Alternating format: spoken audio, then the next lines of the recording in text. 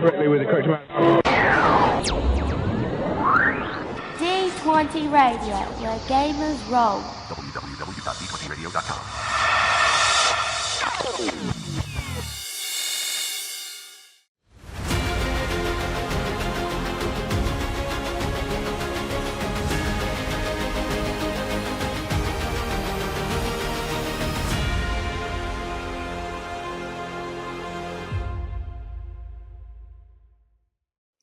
Welcome back to the How We Roll Gaming podcast. Hope everyone is doing good. Nick, Robert, I hope you fine gentlemen are doing well. Doing well, doing very well. Yeah, and I'm doing great as well. Just get that new position at my job's kind of a lot to take in, but taking it day by day, and weekend's almost here, so I can't complain. Been there. Got some decent night's sleep. It's been a little bit erratic for most, but got some good night's sleep for once.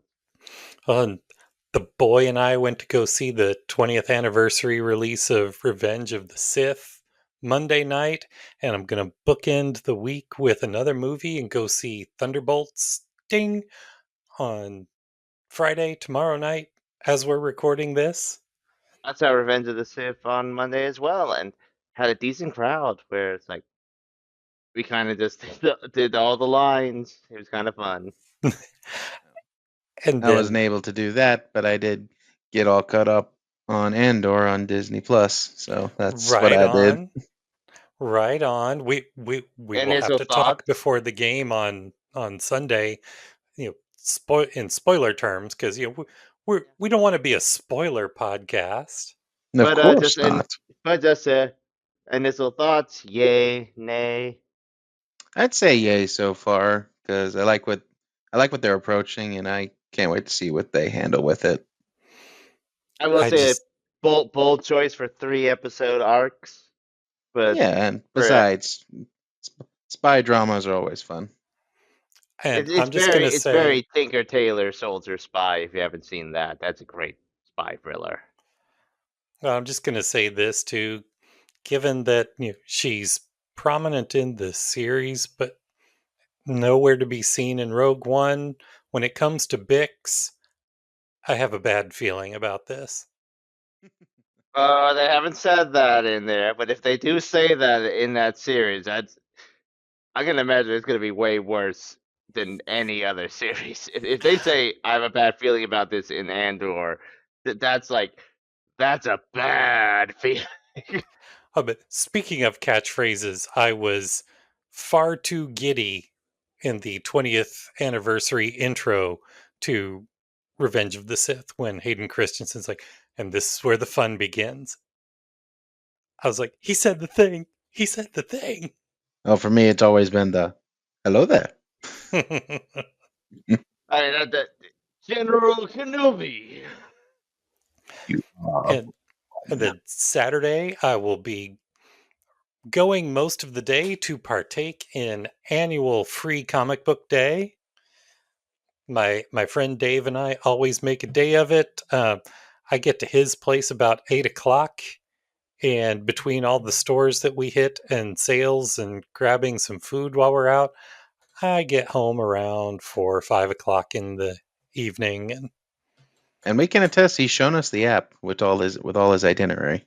And yes, for some behind the scenes at the scenes, I'll be working with your wife Stephanie on planning her first co-op campaign, co-GM campaign. Yes. Yep, and this is the month where I'm going to roll out my Legend of the Five Rings campaign for my group. And to celebrate May the 4th, you and I will be doing another session of our Legacy of the Force campaign. Yes, we will. And so we got a pretty packed weekend celebrating May the 4th, planning future stuff, and in general just being dorks. Hey, who are you calling a dork? I am a nerd, thank you very much. I am a connoisseur. Search your feelings. You know it to be true. You're dorks at heart. We Wrong are episode. dorks at heart. And part of being dorks at heart is that we are very glad to be a member of the D20 Radio Network alongside some other great RPG podcasts. Yes, we are. One of them focuses on a setting near and dear to our old Nick's heart. The Eberron Renewed podcast is an actual play podcast set in the D&D Eberron setting. GM Eric and his players focus on long-form storytelling and character development, and in their latest episode, the party prepares to venture into Pella's Watts. Great group in a great setting. I love me some Eberron. We Yeah, and know I don't. you do. Yep, and I don't think our group's been to Pella's Watch, so be interesting Oh, to listen to. you guys are kind of a bit on the opposite side of the map in that case. Yep, and we're Is it dealing more with near to where our tavern is, or is it more near to where the demon volcano is? A little more, west and east of both of those. There's no reason to say that you won't get there. Because you forget, we're like in the middle of the map, Nick. That doesn't help. Yeah, telling us that it's a little west and east of where we are, that's like that's two contradictory things. You have me very confused, Nick. Well, I'm not trying to spoil you. You might get there at some point. Or not. Nick, I have a copy of the map. I know you do. I have the book with the map. Yeah. And I have a digital copy. We're just going to go behind your back, Nick. I know. Yeah, but they'll do it on the podcast. Oh, man. Didn't we establish last week that as soon as we start picking on Nick, the episode's over? Bye, everybody. See you next time. Nope, we gotta go. See you. Yeah. We don't make the rules, man. That was a speed run. Or I guess we can say this was more of an interrogation, so we're good. Okay. That's fair. That's very fair. Now, quite a bit lately, we have been talking about the Alien RPG, in part because Nick and I ran that two-table game at Gamer Nation Con, and in part just because it keeps coming up because we love the game. It was in our one of our glory stories. Yep, it was. And so this time around, we're going to give an overview of the game, how it works, why we like it, all of that good stuff. Yes, we are. Now that we should front load that currently this is the first edition of the Alien RPG. Right, we will be discussing the first edition of the Alien RPG by Free League. Free League just completed a Kickstarter for what they are calling the Evolved Edition. They are being very careful not to call it a second edition, that it's just going to be some rules tweaks and balance things mostly based on the expansions that have come out and things that they have discovered through actual play and feedback. There will also be new content and additional rules involved to make miniature play, which they will also be providing selling miniatures in the future. And also to incorporate solo play, which I'm interested in seeing because I've never played a solo RPG and I'm not sure how it works. And this will be the first one that I own that has solo rules built into it. Star Trek Adventures has a solo system that Modifius has released, but it's its own separate product. I've done 2 solo, but they're very different, and I had adapt them into that. So this will be my first actual rule set for solo play. Yes, and it's always good to hear that they have not really an update, but additions coming on. Because I forget, how old is the Alien RPG now? It came out in 20. It's pretty recent, actually. 20 or 21, somewhere in there. Yeah, just knowing how recent it is, and yet people love it so much that they are giving it an update is a good sign for all of you interested. Exactly. So it should be hitting, that edition should be hitting later this year. And once we receive our Kickstarter copies, because Nick and I backed the Kickstarter for the launch of it, we'll go over them, and spoiler alert, we will have a follow-up episode kind of going over the differences between first edition and evolved edition. We will say that we are currently playing in the current edition and already find it to be a fascinating and well-made system. So we're going to talk about that, and we're going to see how, hopefully, the idea is that Evolved Edition is just going to be that, an evolved, better version of what we have now. That's just going to enhance what already is. Because what already exists is awesome. It's a pretty darn good system. It is simple and effective and captures the captures the spirit of the Alien franchise. So if we were to distill it down, the Alien RPG system by Free League, pretty simple mechanics wise. You have very limited attributes and skills. You can add talents. You start off with a talent based on your character archetype. You can add more as the game goes along, of course. And everything works together in kind of a synergy to create a very cinematic and, as befits Alien, tension filled session. Now, first thing to say, it is a horror system. So this is definitely like, if you're faint of heart, that ain't the system. This isn't the system for you. Yeah, if you're not looking for horror, we'll just say this system isn't for you. Now, it's not as existential horror as, say, a Call of Cthulhu or Delta Green, but it's very much, rather than scares and horror, I would say that it is very tension filled. Yeah, that's the word Kind I was going of, to use as well. You set a tension and it keeps building, falling, building more, falling. if it was a You movie, I'd argue that like it's more psychological horror until the actual monster shows. Then what's really putting yourself on edge is the atmosphere, the tension. And the game does very well in playing up that. It does very well. Now, also in terms of lore, obviously, most people who are going to be playing an Alien RPG, they're familiar with the Alien movies.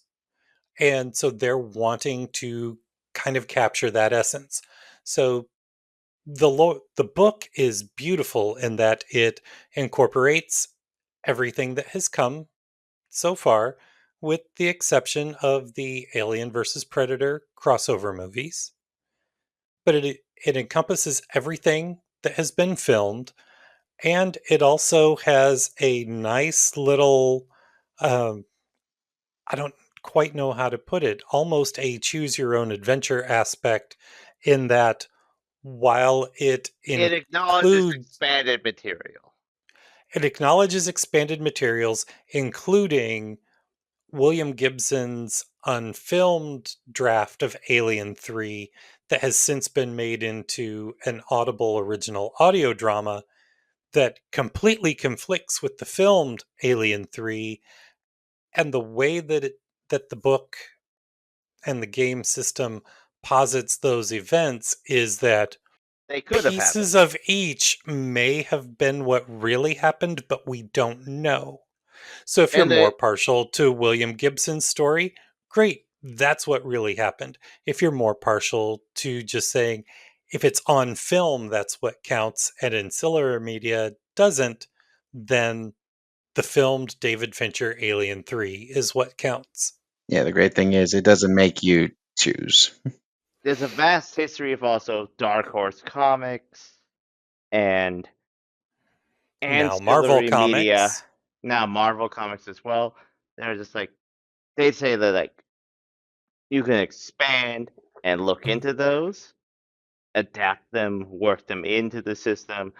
They aren't being. They're basically allowing the fact that there's been roughly around like 30 to 40 years of like material now, and Yeah, to it's like, built sort of like a little bit like Star Wars. In the space theme, there are expanses that you could explore in with the Alien RPG. and just take and choose to make your stories. And like there's some things like like alien snakes, alien rhinos, an alien king. It expands on some of the concepts, even from some of the official filmed media. It takes concepts and ideas from, say, Prometheus and Alien Covenant and runs with them. One of the major selling points of the New Evolution one is they're taking from Alien Romulus. And I'm sure there's also a little sprinkling of Alien Isolation in there as well. As well, I yeah. believe there is. I And believe yes, that you is keep on on the timeline in the core rulebook, I believe. and you keep telling me that no, I will not include the creature from Romulus. Yeah, no, that's a little hard no for me. Asterisk. Ding! That's the official sound effect for asterisk now. Nick, you have to do that every time there's an asterisk. Ding. There you go. So the system itself, your stats are pretty simple. You have 4 attributes. Those are your core. They Well, let's stay. start with what are our dice we're working with? Because that's Well, we usually got the good old D6s. Well, and I was going to mention that after spelling out that you've got the 4 core attributes, each of which has 3 skills below them. And that's what determines your dice pool. And those dice are made up of d6s. You can use any d6s you want. You need to be able to differentiate between 2 colors of them. If you buy the official dice, they come in black standard dice and yellow yellow stress dice. stress. And what you're concerned with rolling is 6s, which are your successes. Yes, anything Everything else else, is just a miss. It's irrelevant. which means that you can use any for your base die, any d6. Yes, so for example, like how to determine your dice pool. The four aspects are strength, wits, empathy, and agility. Whatever that base is starts how much dice you have. So, for example, you have 3 in strength, you'll have 3 dice in the pool. Then one of the abilities of strength is called close combat. Say you have 2 in that. So you'd get 2 more, giving you a base roll of 5. And then any other modifiers or abilities you may have could increase that, decrease that, depending on the scenario by the GM. And then as well, there may also be something called a stress die, which I guess I'll leave that to Daryl to explain. So So, let's fit as a actual like just straight up. sure. Uh, let's roll. So you roll those dice and you look for your 6s. That Easy means you peasy. succeed. But if you got more success, that means you can stunt, as it's called. Yes, depending on what you're trying to do, you have certain things that could happen. But the fun thing is, on every single one of them, you could always just say you impress someone. By being But a cool guy. but you can even use some of those extra successes if it's narratively appropriate and the GM approves to allow one of the other members of the party who failed their roll to automatically succeed. And you can basically narrate that as you say you're climbing up a ladder. Your party member fails their roll, you grab them And help them Yes, up the ladder. Like and help them up the ladder. it helps with the narrative flow, but it's, again, like I do love that the fact that at the end of the flow chart of stunts is like you can just make You can be yourself look cool. really cool. you could just do it in style and just style through. It almost feels very alien, but also just feels really cool. The other aspect we were mentioning, the stress dice. You can accumulate stress dice in multiple ways. You can take one willingly by saying, I'm going to push Voluntarily. this action. You can take it voluntarily by pushing the action. That adds an extra stress die in your pool.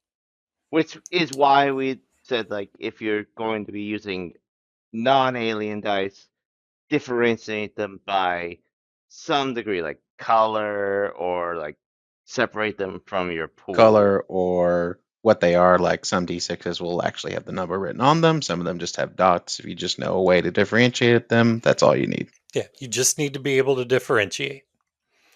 You can also take stress by encountering something stressful. If This is you, an aliens game. There's going to be stress. yeah, you can, the first time you see an alien, you may take a stress. You see a If, dead you see Yeah. someone If you get ripped in half. or if you see a really mauled dead body, like one of them's missing its entire head and it's one of its arms is chewed through, that's a stressful situation. and the thing about these stress dice is they stay with you until you de-stress mechanically.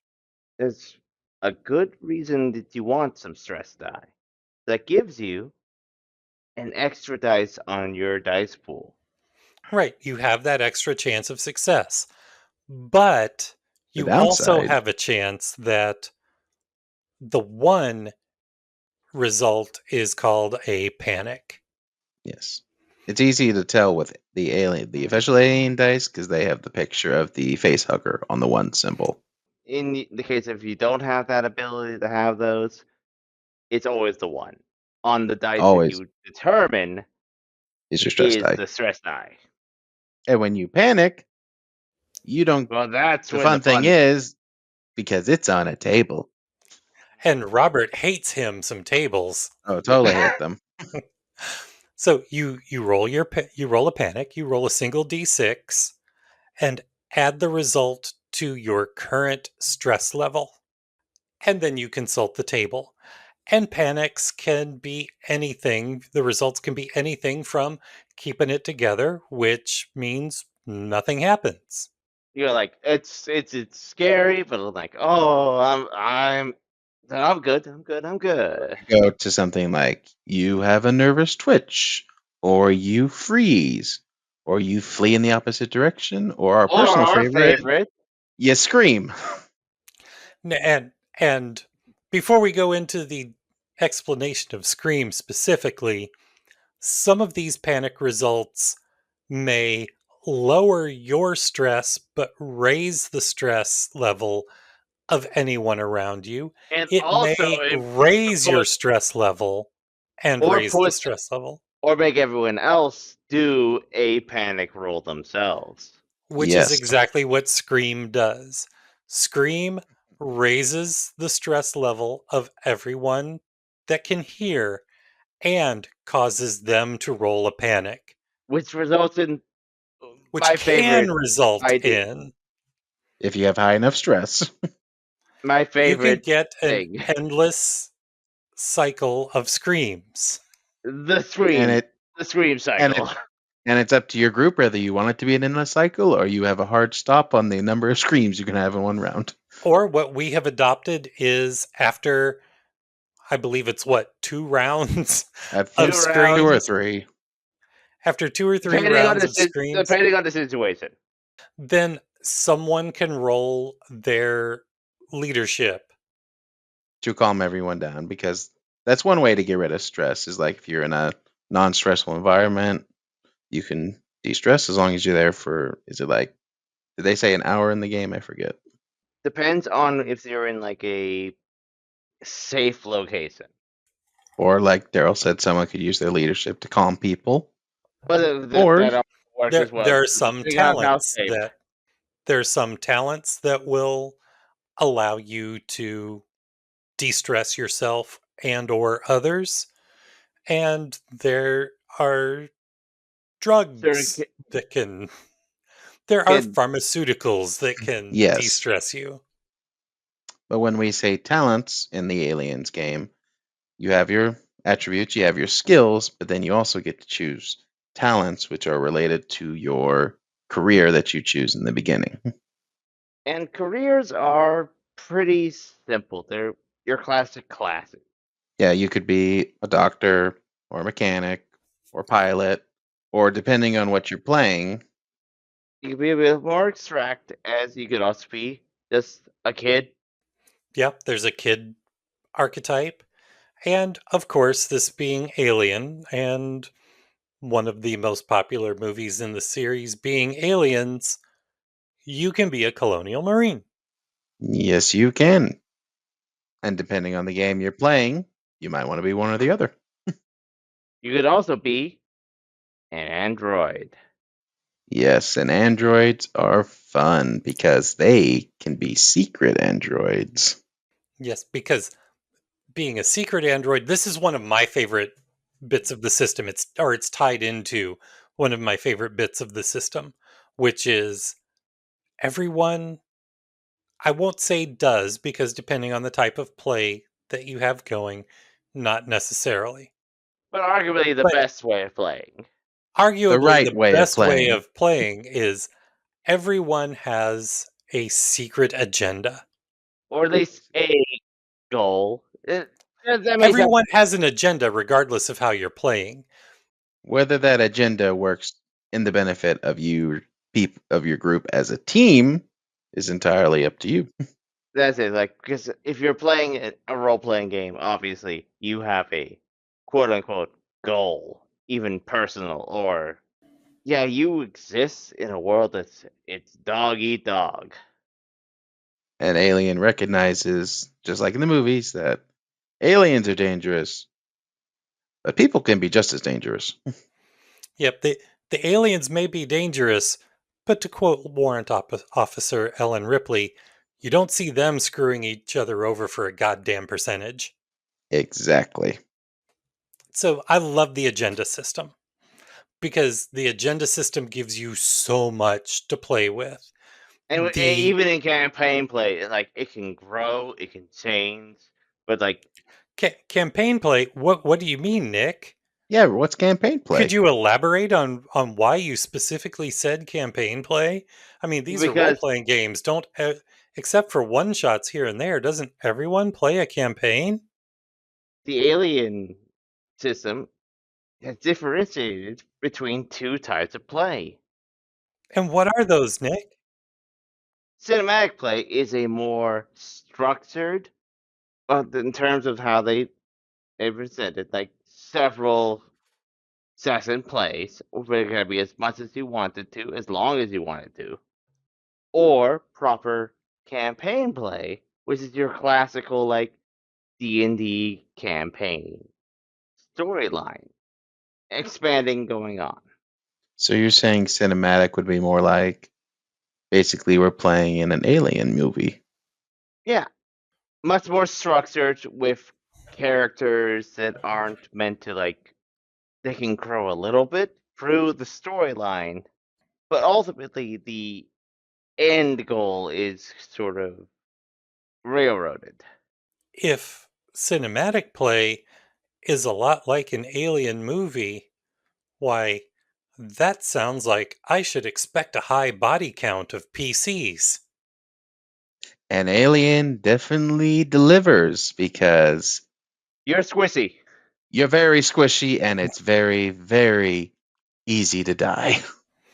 Yes, your health is equivalent to Your your strength. strength, which maxes out at what, 5? Yeah, max out at 5. So you can have at most 5 or at least 2, I believe. Mm-hmm. You can't have a one. Or one good thing about an Android player is their strength can go above 5. They can go all the way up to, I believe it's 8. They can go all the way up to 8 health. And But they androids, also, since they're logical constructs, can't take stress. So they they don't get the can't. benefit. So they don't get the benefit of pushing, but they also don't get the downside of panics. They can be completely ruined, and they can't die. Now, here's the fun part about you mentioned a little bit ago secret androids, Robert.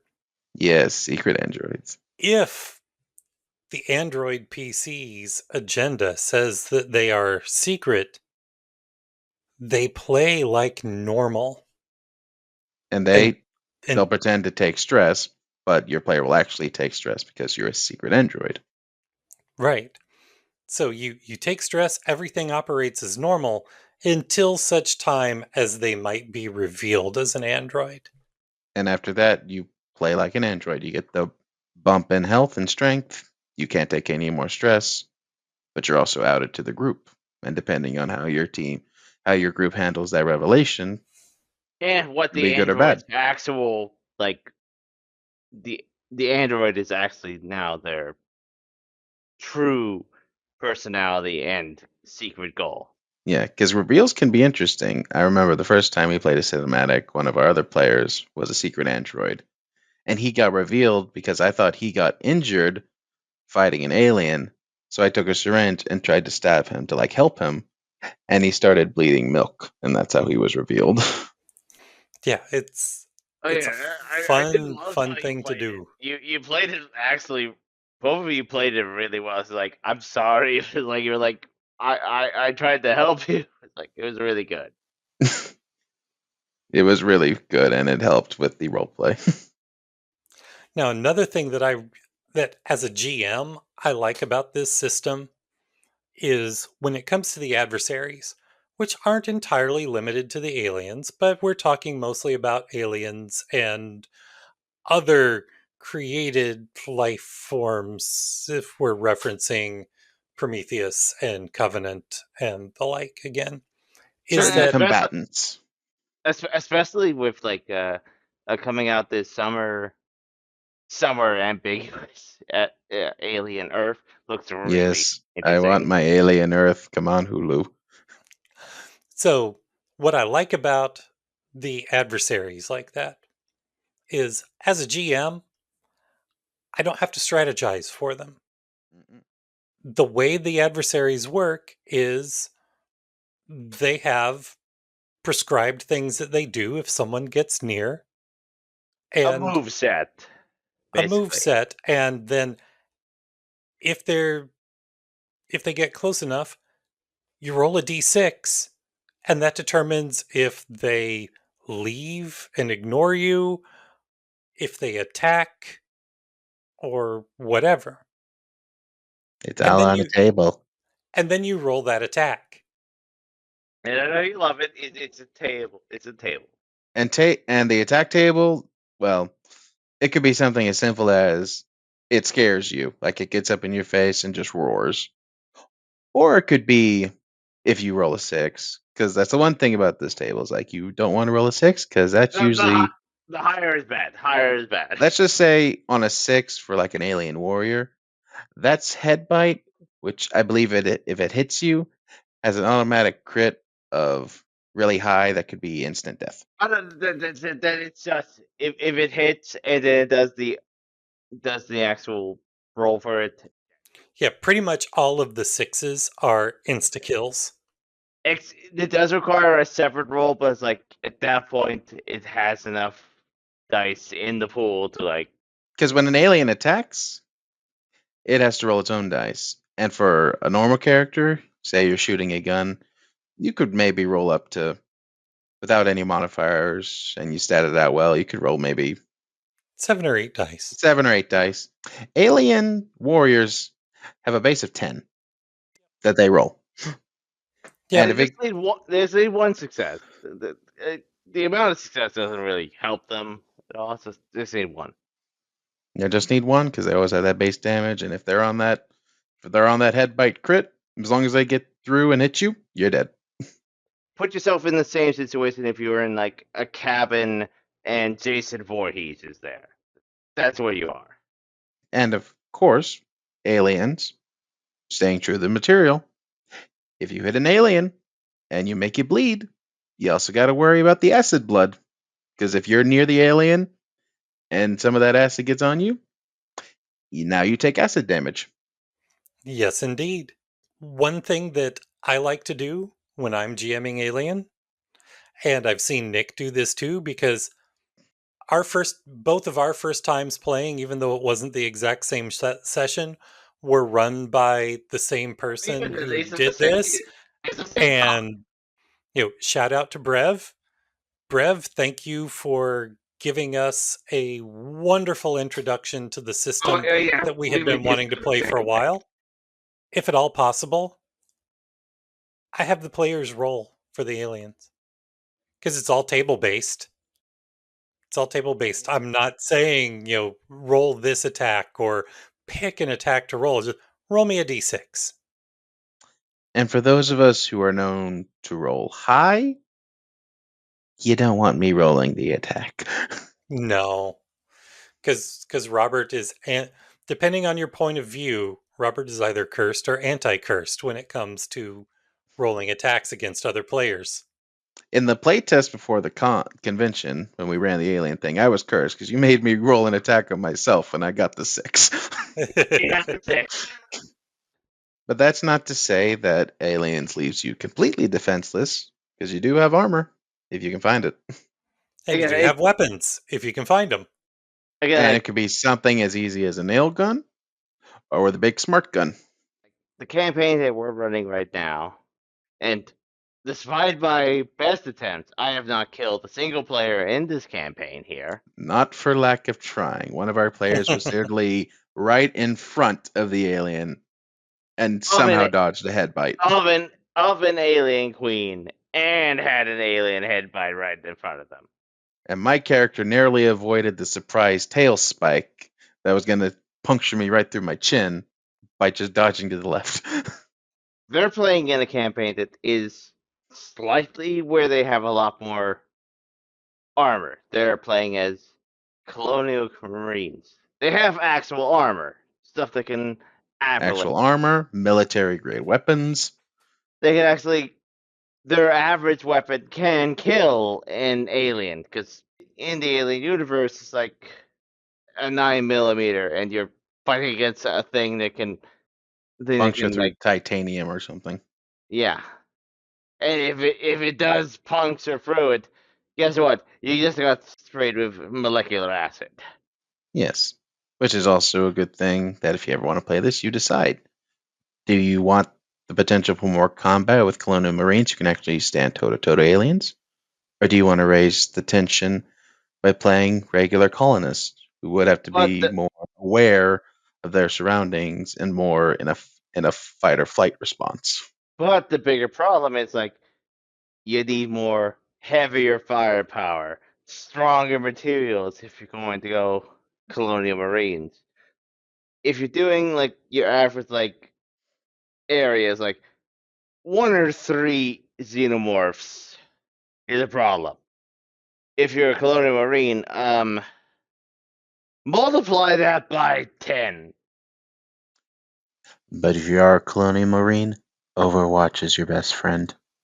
Yes, Overwatch is a nice little action that you can take that basically says, okay, my only action is I'm going to watch for trouble. Yeah, if you've ever played an XCOM game, literally the same thing. You do Overwatch, anything moves, you immediately shoot it. The thing there is, anything means anything. Friend or foe. You better be okay if, I don't know who's coming around that corner, but whoever's coming around that corner, they're getting turned into Swiss Seas. But when it works, it works. That it does. When it doesn't, it turns oh no, that's a panic roll. Yep, if you accidentally kill one of the friendlies, yeah, that's definitely a panic and a stress die. Very much so.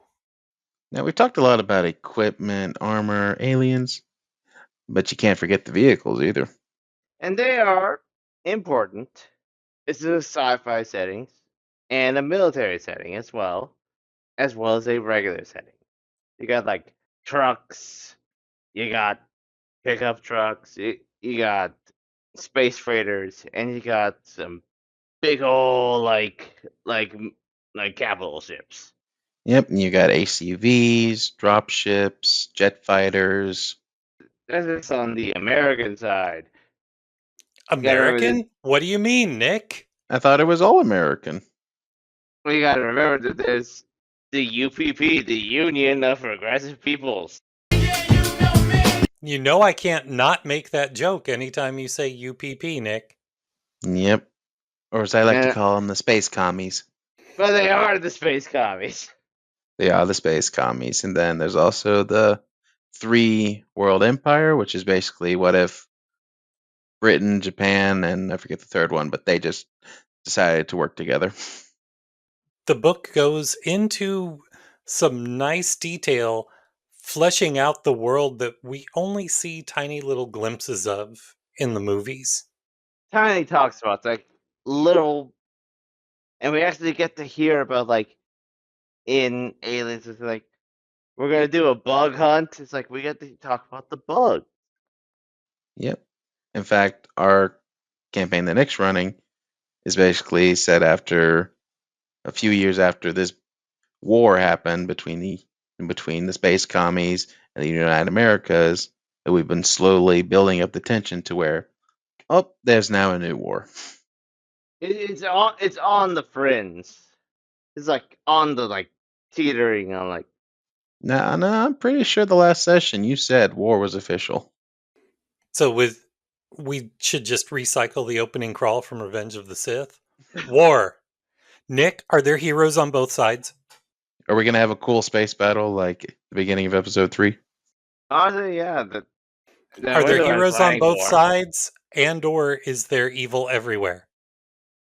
No, it's gonna be evil everywhere. No heroes on both sides. Okay, no heroes on both sides? Just evil is everywhere. Okay. I was just wondering.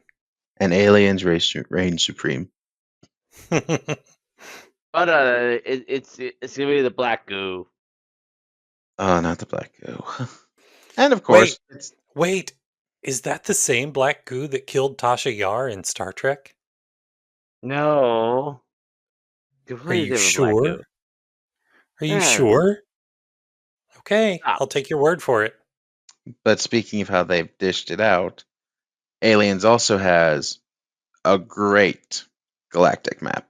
They really fleshed that thing out, put a lot of Oh, planets, it is fleshed really out dumb. the borders of every single galactic powers faction. It's beautiful. If you've ever, it's the only better one I've seen is Star Wars, and that's a little bit biased on me, but it's a really good map. Oh, and they did a recent one, and I actually did that recently. How they updated it. Yeah, I saw the updated Star Wars map. That was awesome. I think in terms of like galactic maps, it's up there and one of like the most consistent and well done. But are we really surprised because it's Free League? No, we are. Again, I'm not surprised anymore. They Free got that. League They got that is Midas touch. Free League is probably one of the best RPG makers right now. Yeah, if you want a good RPG, look up anything Free League has made. Yeah, They're- Free League they- is awesome. They're doing Lord of the Rings, One Ring. I think I have the book for that. The Alien RPG is the first Free League game that I had experienced, and I really liked it. And so, based on the strength of that, I picked up the starter set for the One Ring. Just looking through I've never played the One Ring. Just looking through the starter set, I went and I bought the core rulebook. Then the Walking Dead RPG uses basically the same engine as Alien, so I backed that on Kickstarter. I got it there with Alien, and then I was like, since they were in the same country, they were doing this amazing art book stuff with Steven Soderbergh, which gave us like Tales from the Loop. I've Things got from the that starter Flood, based on your recommendation, Nick. Things from the Flood. Did another book, which is a pure art book, but he also did his most recent, which is a movie now, The Electric State. The Electric State, and it's like, Oh, I just like, you skipped one in there, Nick. In addition to the Alien license and the Walking Dead license and the Lord of the Rings license, they have the Blade Runner license. oh, I have that too. Yeah. They've done As Blade you Runner. can tell, we're big fans. We're big. I am at the point where anytime a Kickstarter pops up that says it's from Free League, I back it. Because There are so many that I have not yet even played. I'm looking here. Let's see. I I'm also looking got, at like, my shelves right now. I haven't played Dragonbane yet, but I backed that. Haven't played Tales from the Loop yet. Haven't played Twilight 2000. Haven't played Electric State. Haven't played Blade Runner. Haven't played One Ring, but I have them all. I got honestly. I think we should do like a series now.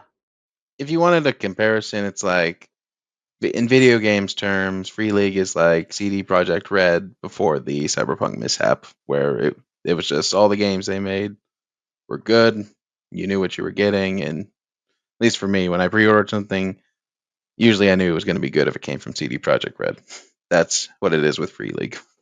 Yeah, honestly, I think we could actually make a series Of the RPG developers, yeah, we could definitely do that. doing like a session or so, like in post session report about like Free League, because we So love the Free League stuff. actually finally take these starter games that we have and have never played and run the starter games. Yeah, That So could let work. it be written, so let it be done. but I would say like it's only because like Alien is a huge franchise, and it is heavily involved here. There are several books that have been. I don't know if you know about that, but I own several books. Yeah, the You current own books?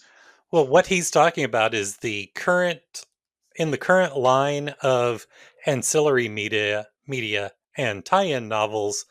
3 of the tie-in novels in the back of them have one-shots for the Alien RPG that are based on the story in that novel. Full on character sheets, full on maps and stuff like that. It's Yep, my wife's aunt was kind enough to get me all 3 of them that have scenarios in them for Christmas a couple of years ago. yeah, It's a they're generous aunt. I mean, very they're generous. paperbacks. They're True, paperbacks, but still like,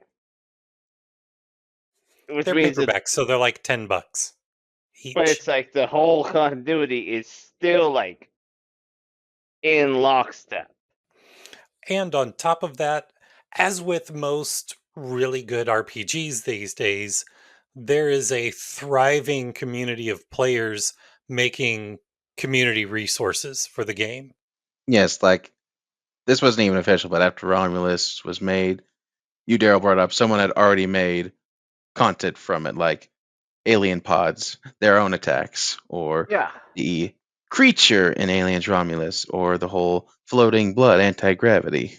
That was all in there. And the reason I found all of that is I was sitting down because I wanted to stat out the auto aim pulse rifles that were in Romulus. And and then I those looked and I was like, well, somebody's already done it, and these are good stats. And that's just how you know a system's good, when someone can just see a movie and be like, I know the alien system, and I can easily put this in there. it's what I would call a living system. It's like Yes. there's enough people that are like, oh, there's media. I want to do that. It's like before proper media does, but like they're doing that because like I don't know if they're gonna do that. They're gonna put it out there. It's like beforehand, but guess what? Like proper media could take it and be inspired by that. Yes. And aliens is very fertile ground. Very much so. I mean, again, like we got Alien Earth this summer. Question. And I'm sure that'll quotation introduce some marks. things that we can adapt into the system. I did much the same thing back when I was still new into the Star Wars system. I mean, I still have my That's just site part up. of that. I still make homebrew material, not as frequently as I used to or as frequently and often as I would like. But I do some as well. It's like when I necessarily need to. It's like the passion and excitement that someone has for both the setting and the system that drives them to make all of this awesome content. especially Exactly. with like Aliens is huge with great films and content. Predator is huge. And someone who's already made Predators and the Alien RPG because we actually We, played a cinematic we about that. we did one, but like we could expand that. We could add more toys and fun with that in the future. And one thing that is kind of that allows this, that fosters this is, yeah, we have a fair number of Alien movies and even the ancillary media, but so much of that has been tightly focused on one through line of characters, but the universe and setting itself is so expansive that you can say, okay, well, this is going on over in this movie over here. Our game takes place over here, and this is what's happening.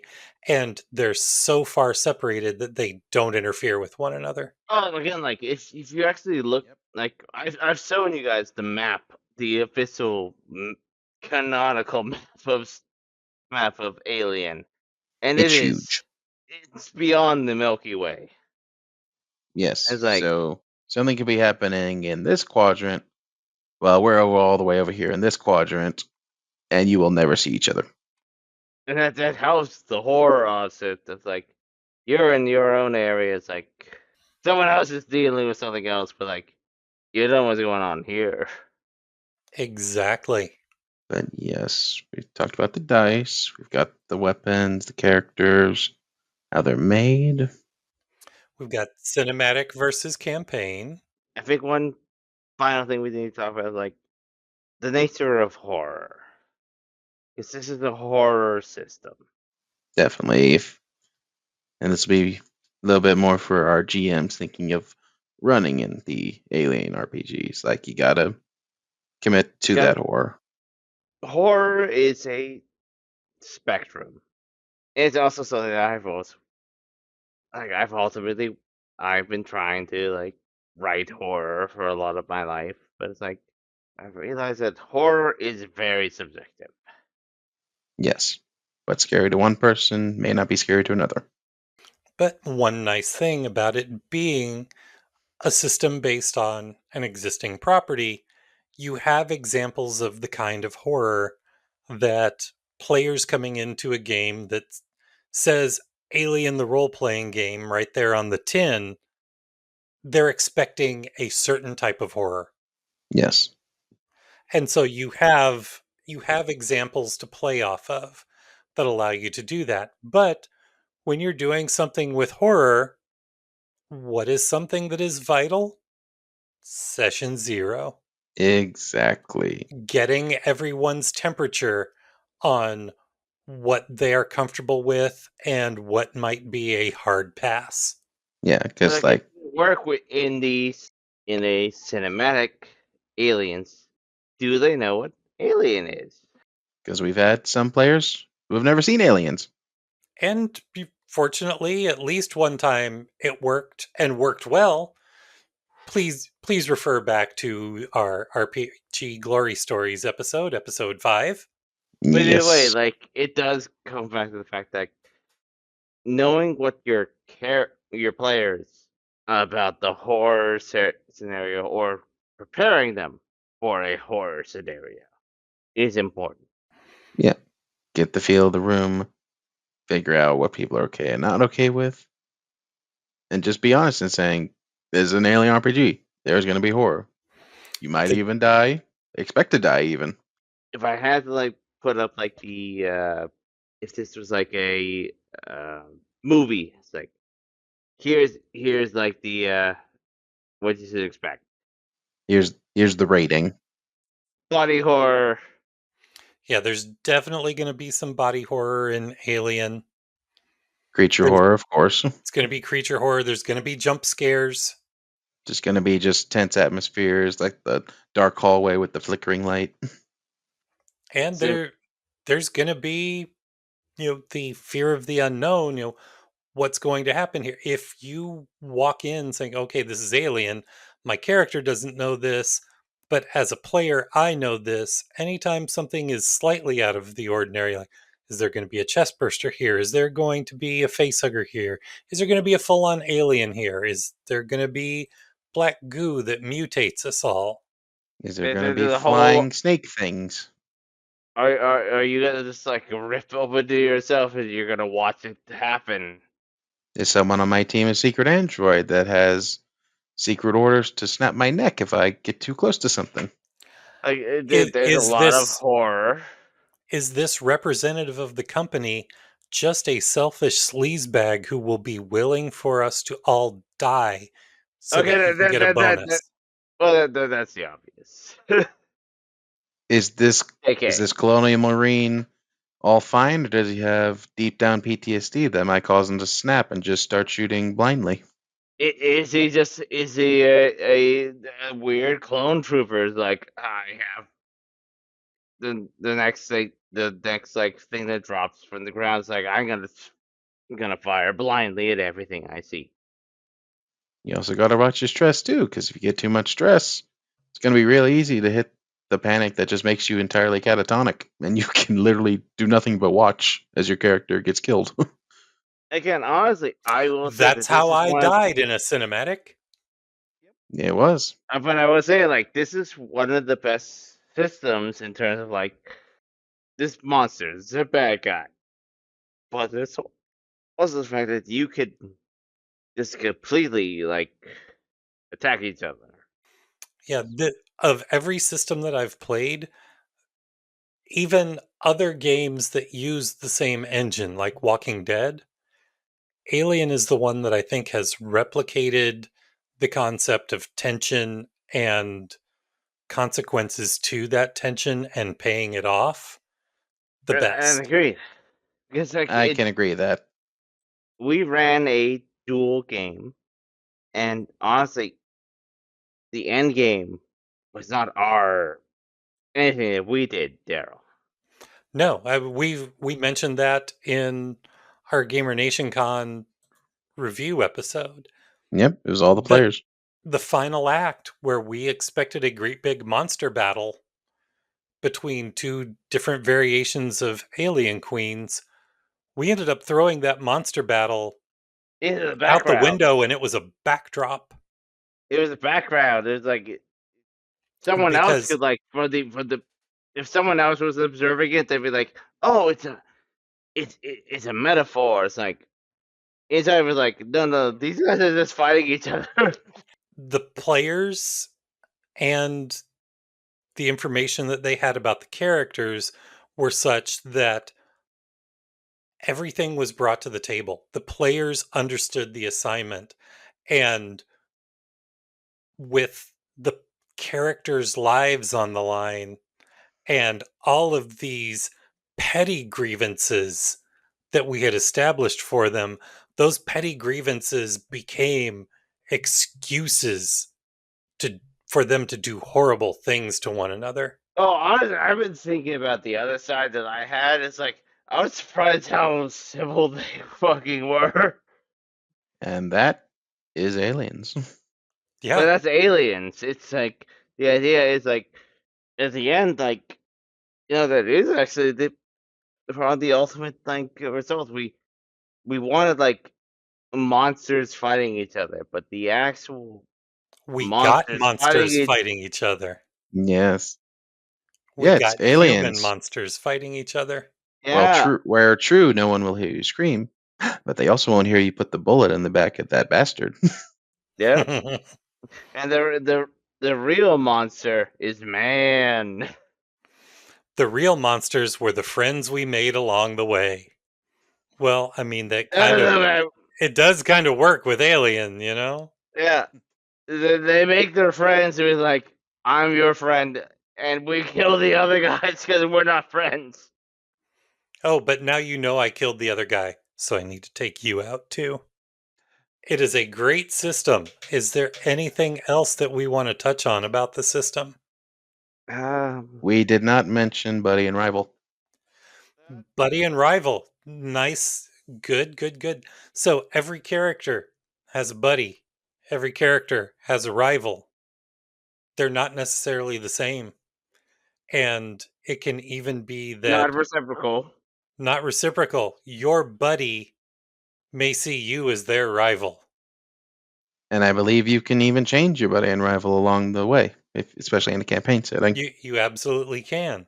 A great example of buddy and rival, and this will be a great story of the first time. Well, I don't know about great. It's a fun story. You can all be the judge about great. Um, but the first time that I played, we were playing what is one of the best core rulebook starter scenarios that I have ever played. Well, period. Yeah. Where this scenario, you are colonists on the colony on LV 426 shortly before the events of Aliens. Shortly Shortly, before, it's like hours. well, I don't know about hours because of the length of time that space travel takes in this universe. That's true, but it's like But it's it seems pretty. immediately It's pretty before. dire. It's very short before. It's It, pretty it's it, dire. it's in between the time that Newt's father comes back with the face hugger on him and the Marines are called in. I was playing the pilot of the group. My secret agenda was that I was a Wayland-Yutani company plant. And once everything started going pear-shaped, my priority was to make sure that word of this infestation does not leave the colony and anyone is expendable to that effect. One of the other player characters is the colony administrator. On the administrator's character sheet, the pilot is the administrator's buddy. On the pilot's character sheet, the administrator is the pilot's rival. And part of the secret agenda is that, and character background is that as part of your secret agenda, you have buddied up to the administrator, even though you hate their guts. And so during the course of the session, there have been Wayland-Yutani representatives who have come to the colony. So there is a single shuttle at the landing pad that they brought. And everyone had decided, okay, we need to get there. I had gotten a hold of one of the two executive key cards, the other of which was broken in half when we found it. I got a hold of the other one. When nobody was looking, I tried to sneak off to get to the shuttle. Darren, who was playing the administrator, great player. This is the first time I'd had a chance to play with Darren. And the way we bounced off of one another with this is when I knew I enjoyed playing games with Darren and wanted to play in a game that he ran. Darren was like, "What happened to my buddy?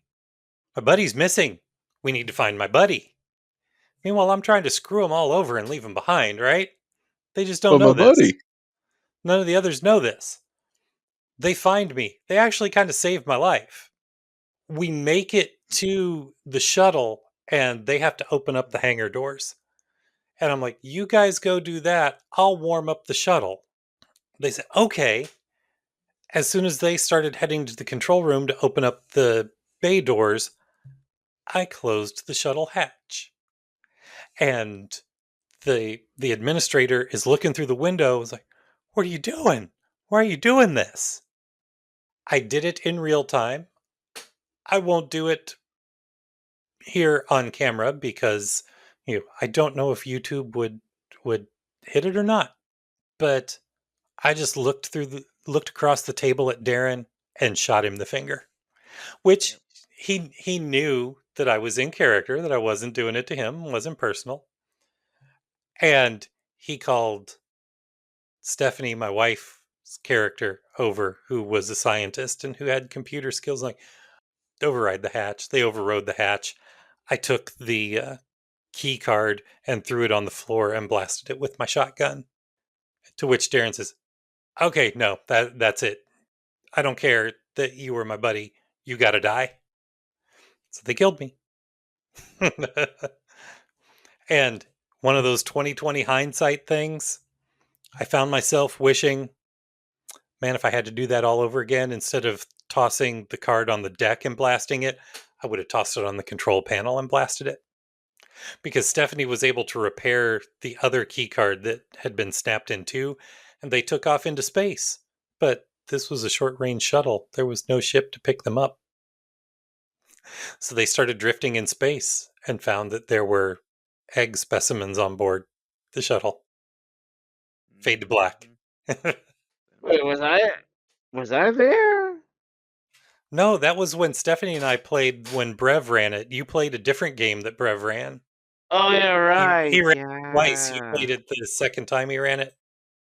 Yes, that's You a perfect. you were in fact at the time we were playing Alien, you were across the hall playing the One Ring. Oh, it was. Yeah. Yes, that's a perfect example of how buddy and rival can work. Yep, it's my favorite example. I don't think I'll ever encounter a buddy and rival situation that beautiful again. But yes, Yeah. so I do think that's the one thing we forgot to cover, unless you guys have anything else. I think can't we think of covered a anything whole else. lot. We did. So check out the Alien RPG. I It- don't know what available as we record this at the beginning of May 2025. I don't know what availability is going to be like we because could they are like, making that transition into the Evolved Edition. but we can put the Kickstarter in. Well, the Kickstarter has ended, so you can't support the Kickstarter anymore. The Okay, looks Kickstarter like has closed. there's like But code links to freely. we can put links to freely. You can get PDF copies of the books and of the starter Alien set. Dice, I think you can get that in stores too. Yeah, And the there's dice are going to stay the same. So, but and yeah, so we buying the books and they should be based on certain knowledge that they will be minor. they won't be completely outdated. One of the things that Free League has said during the Kickstarter is that, for instance, the two expansion books that they've put out, the Colonial Marines book and the Building Better Worlds book, that the changes to Evolved Edition are going to be so relatively minor that anyone who owns a copy of the PDF currently, it will be updated to the updated version when it comes out. And they will have a document on how to convert from first edition to Evolved Edition. Yes. But yes, get it or find a way It's to play it. We recommend it. it's a great game. We totally And recommend it. and to say like if there's going to be like people will say like whether it's going to be a new edition, it sounds like you can still pick up the edition, the original edition. Yeah, I know that they're still out there. I saw it at the game store a week or two ago. I just don't know when someone is listening to this what availability is going to be like on first edition. But if If so, they're listening in between now and when the new version comes out. but regardless, I think that pick it up. It's strong system, really incredible. Well, worth it, and we are not responsible if you become addicted to Free League games like we are. We're not addicted. It's like Liar. Nick, Walking Dead is right now my favorite RPG that I'm playing in. I take that as a compliment. It is a very good compliment. I love the setting, and I love my character, and I love playing it. this is not addicted. I have the electric state here. Oh, So do I. You have the Electric State. You have a bunch of the other ones Daryl listed. Yeah. Yeah, the only one that I listed that I can think you quit. don't have, I I can don't quit think when you I have want to, Twilight Robert. 2000. I can quit when I want to, Robert. No, you can't. Liar. Yeah, I don't think you have Twilight 2000. I think that's the only one I named off that you don't have. I learned it from watching you, Daryl. Oh, wait, Robert, he doesn't have the One Ring. You and I have the One Ring. Yeah. We I have might- it, yet he's played it, so that's an interesting dichotomy. I don't. I don't. I don't what need it. You know what that means, Nick? That means that you need to get your precious. I don't need it. I don't know what you're talking about. Your precious. I'm not looking at eBay right now. It calls this to you. Well, we should probably then start wrapping up so that Yeah. Nick can listen to inanimate books, call him and beg him to order them. As he just slowly pulls out his wallet. Yeah, he doesn't even need to do that. He's got all of his card information saved. He has one-click purchase on Amazon. True. On that computer that he totally has set up by now. Now Xander's going to be helping him set that up on Saturday while he and Stephanie are brainstorming her Yeah, campaign. how long have you had that computer now, Nick? 20 years. Here we go. Now we are picking on him. And that is a good sign. And that is the sign that we need to start signing off. So check out our website at howwerollgaming.com. And while you're out there, you're going to find all of the links to our socials, to Blue Sky, to Facebook, to Threads and Facebook. I said Facebook, all of the places. And you'll also find information about our current campaigns while you're there. Yep, and you can also directly support the show through Patreon. Just go to patreon.com/howwerollgaming, and you'll see our different membership tiers starting at just $2 a month, with special recognition on our Discord server, and higher tiers giving you on-air credit and discounts on our soon-to-be relaunched merch store. Finally, if you have any questions that you'd like us to answer, topics that you want to cover, or even submit your own RPG glory stories, shoot us an email at podcast@howwerollgaming.com. Or if you play the Alien system and you want to tell us that we were absolutely right and it's awesome and you love it and now you can't wait to play more Alien, we would love to hear that too. And the movie defenders say that for just $1 a month, they are the best deal on the internet. They beat us by $1, but I think for a minimum of $2 a month, we are an awesome deal on the internet too. Yeah. But we would love to hear from you. We would love to have you join us next time as we talk about more gaming subjects. But until then, as always, I'm Daryl. I'm Nick. And I'm Robert. And this is How We Roll.